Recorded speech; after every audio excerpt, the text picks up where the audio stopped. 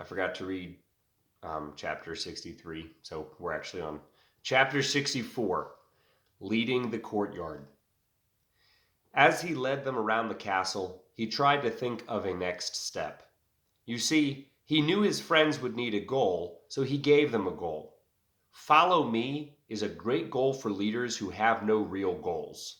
It can go on for as long as they need, and the only way to fail is to stop following. Often, dictators and politicians use the follow me goal, but occasionally friends do too. They reached the back of the castle, and because rings are the way rings are, there was just so as much bunker and training area on this side as there had been on the other side. The difference was that the unbeatable monster was on the other side. "Let's go," Alexander encouraged them, and they ran into the fray. A fray can mean a lot of different things, but in this sense, it means the fighting that was happening in the bunker and training area between the Italians and the other Italians. And they felt the. I just realized that the unbeatable monster was a spaghetti monster. It sort of looked like a walking bowl of spaghetti. And there has got to be a myth about that because spaghetti is the most Italian thing I can think of. I wonder if it could fly. So they felt the thumping of the spaghetti monster, I'm sorry, the unbeatable monster, as it cleared out the front side of the castle and began moving to the back. I mean, how do you beat spaghetti? The company had to dodge blows coming from both sides of Italians, but since they no longer had any real weapons, most of the soldiers just let them run past, and they got through the gate where the last of the Italian rebels was trickling through, and they hurried away from the smashed up market and the burned down farms. They found themselves on the outside of the courtyard once more. "So, what's the plan?" Foxfire asked. Alexander said. "Follow me." Chapter 65. They returned to the house of Pimples. They ran until it was dark out, and still they ran, except that they didn't really run the entire time because they had to stop several times to rest. They needed to relieve themselves at different times. Candide got a cramp. They walked a large majority of the way. And it only got dark because the king started up a storm which covered the entire coast of Italy. And then it was nighttime, but they couldn't tell the difference. Alexander took the wonderfully crafted road all the way until it reached the same field that he had met Foxfire in. She did not recognize it, since they had run in the opposite way, but he did. And so did Trix, but the fox didn't really care as much as he did. He stepped off the road into the woods. The wood in the woods was empty now, since the witch had packed up and left.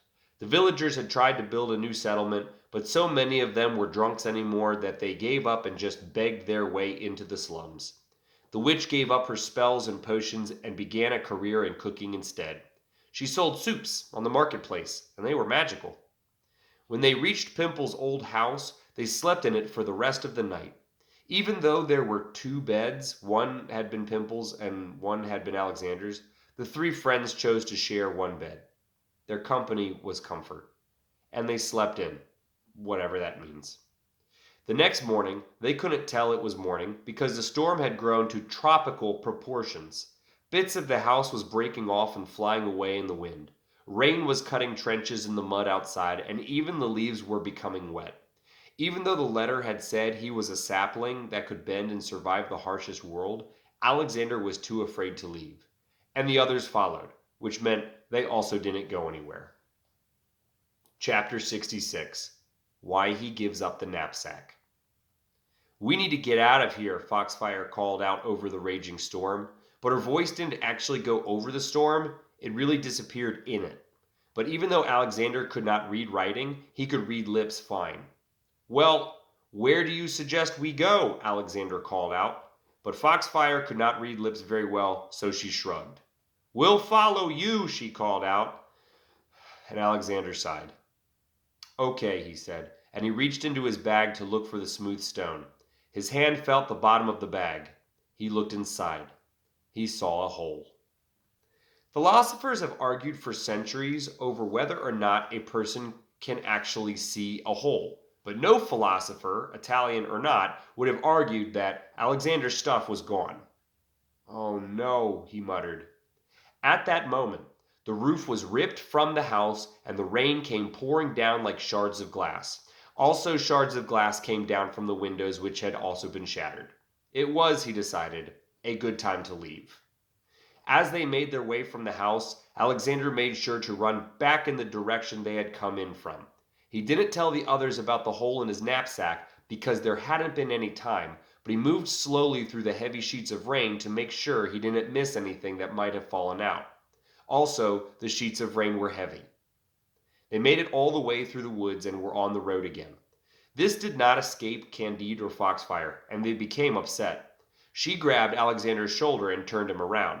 She began shouting at him, but the wind and rain were really too loud at this point for anyone, including me, to know what it was she was shouting. And it was there, on the wonderfully crafted road, that they saw a huge thing fly past them and crash somewhere further down. Let me explain. The king wanted the other gems for the sword, so he was using as many of the gems at their full power as he could in the hopes that he would attract whatever monsters were guarding the last two stones. He knew his unbeatable monster could destroy it, but he wasn't willing to leave the castle, especially not with the storm outside.